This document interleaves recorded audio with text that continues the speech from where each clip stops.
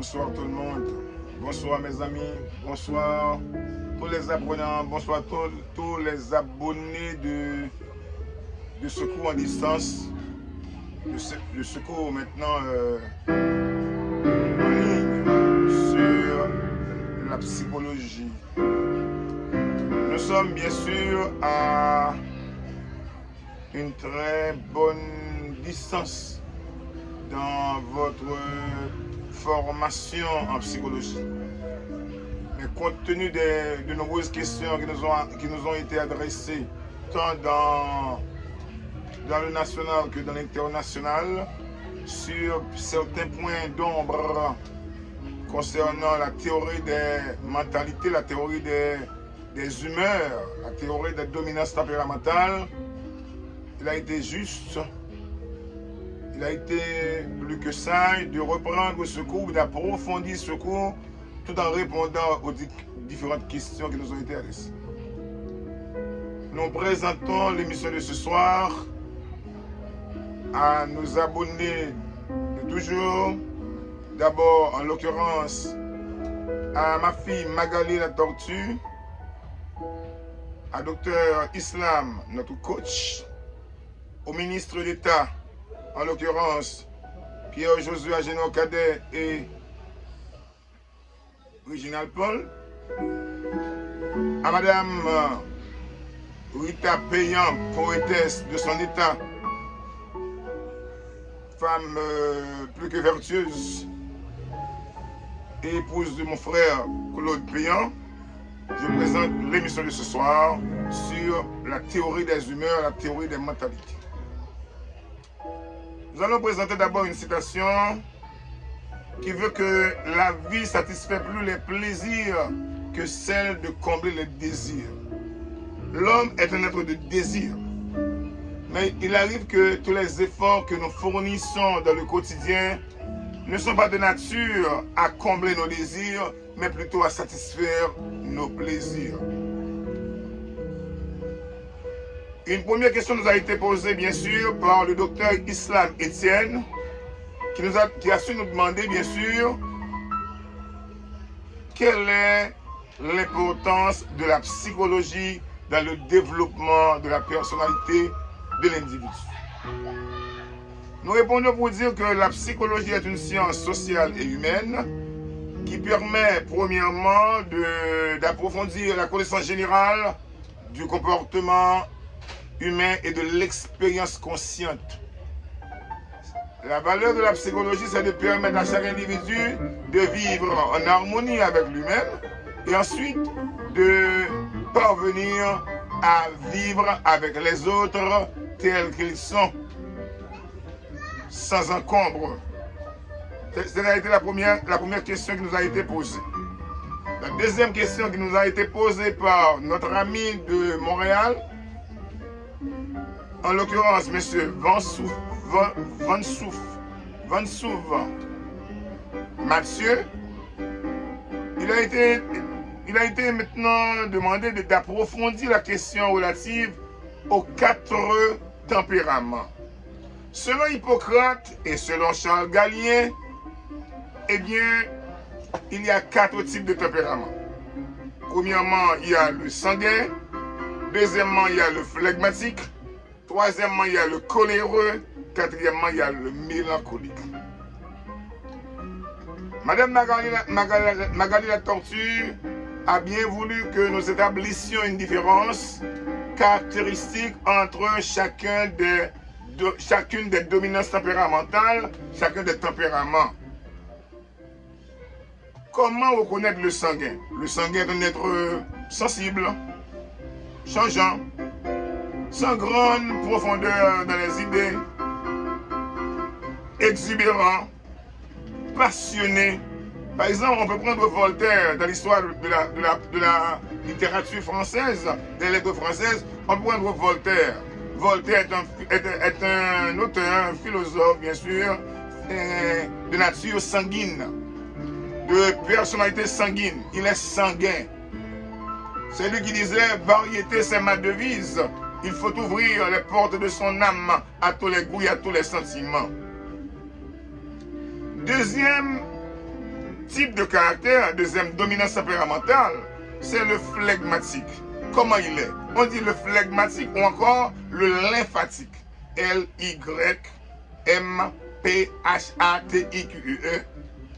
Un flegmatique, c'est d'abord un homme qui est caractérisé maintenant par son sang-froid, par son flegme, son sang-froid. Il maîtrise toujours les émotions. Il est toujours calme. Il est toujours placide. Il a le sens pratique. Il est quelqu'un qui raisonne sur les faits, sur les hommes et les choses. C'est le flegmatique. Il n'est pas toujours changeant, lui. Il est en quelque sorte cohérent dans ses idées. C'est le flegmatique. Si nous voulons, disons maintenant, avoir un exemple de personnage flegmatique dans l'histoire de la philosophie, prenons par exemple un homme à la dimension de Socrate, par exemple. Socrate est un flegmatique. Ah oui, il raisonne, il argumente, il cogite, et se voyez bien, il réfléchit, hein, il invite à la réflexion, et puis il progresse dans ses idées, il argumente, donc ça c'est le flegmatique. Troisième type de tempérament, il y a le coléreux. Comment est le coléreux? Le coléreux, il est puissant, il croit dans la puissance de ses muscles, il est passionné aussi, bien sûr. Il n'est pas toujours satisfait de ce qu'il réalise dans la vie. Il est irascible, il est agressif, il est hargneux, il est attribulaire. C'est d'abord un homme, qui considère maintenant la colère comme étant un carburant mental.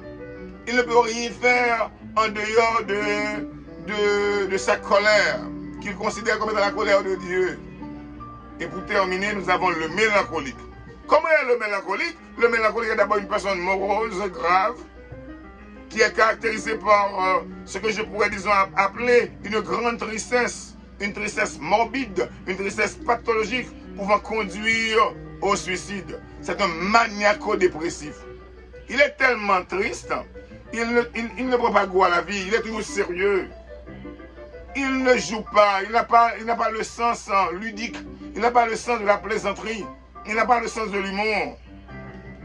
Je prends un exemple, Rousseau par exemple. Rousseau est un maniaco-dépressif. C'est d'abord un hypochondriaque. C'est-à-dire, c'est quelqu'un qui a ce que je pourrais, disons, appeler, et maintenant, le délire des persécutions. Il pense qu'il est persécuté, il pense qu'on le poursuit, qu'on ne l'aime pas, il n'est pas heureux avec les hommes. Il est du genre misanthrope, il n'aime pas maintenant les gens de son environnement. C'est Rousseau. C'est maintenant, je viens de vous présenter maintenant les 4 dominances tempéramentales. D'abord le sanguin, le flegmatique, le coléreux, le mélancolique. Maintenant, qui a raison entre Hippocrate et Galien?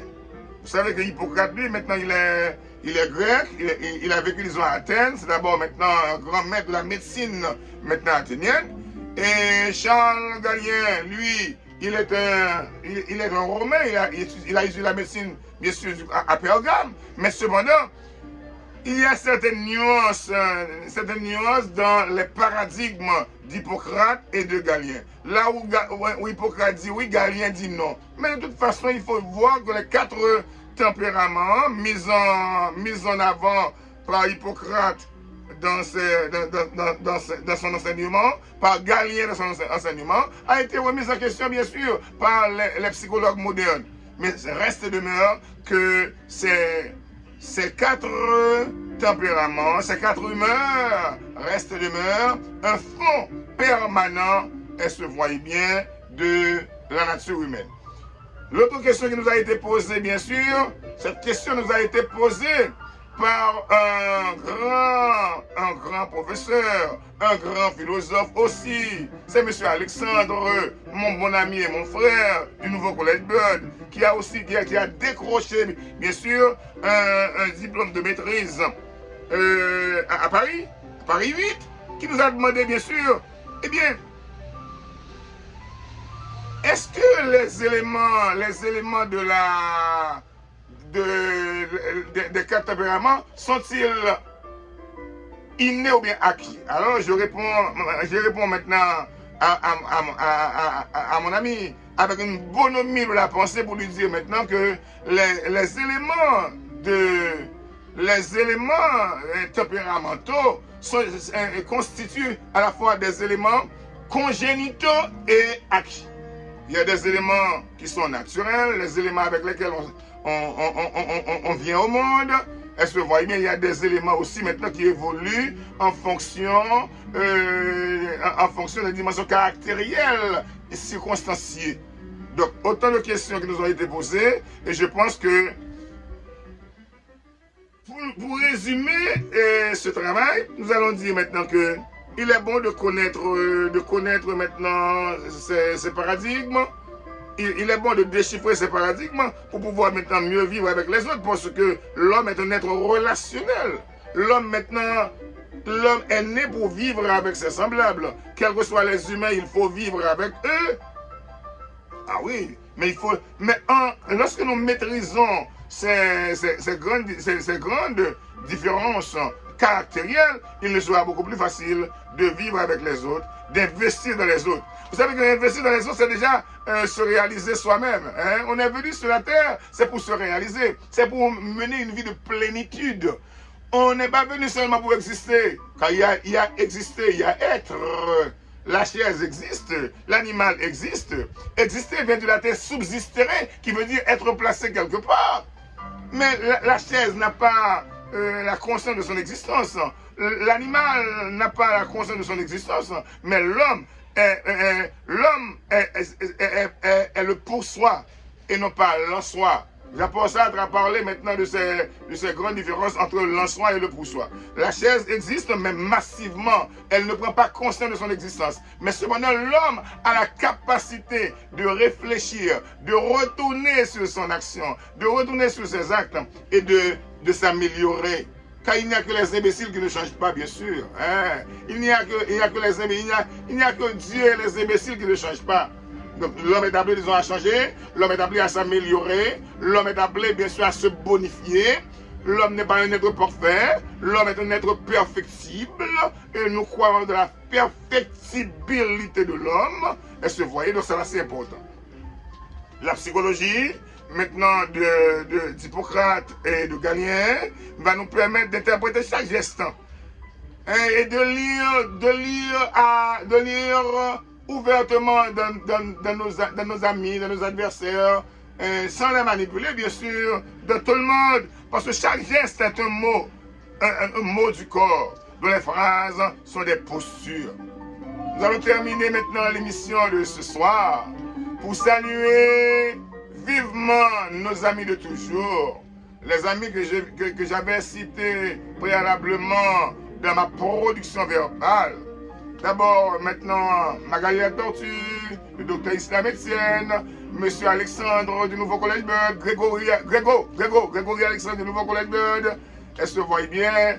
Et puis, sans oublier maintenant, ma soeur Monique Lapé qui va fêter sa 50 ans, bien sûr, à Montréal. Je serai, disons, à Montréal avec vous en été pour célébrer maintenant vos 50 ans, Monique Lapé, ma soeur. Et je salue aussi notre ancien élève, qui est un cadre de l'immigration canadienne. Je parle de Van Zouv Mathieu. Je parle de Madame Rita Payan et Claude Payan, la famille Payan, bien sûr. Et je salue tout le monde et je dis merci à tout le monde. Cette émission a été une émission pour éplucher les questions qui n'ont pas été, bien sûr, approfondies au cours de la toute dernière émission sur la théorie des humeurs, sur la théorie des personnalités. Merci beaucoup.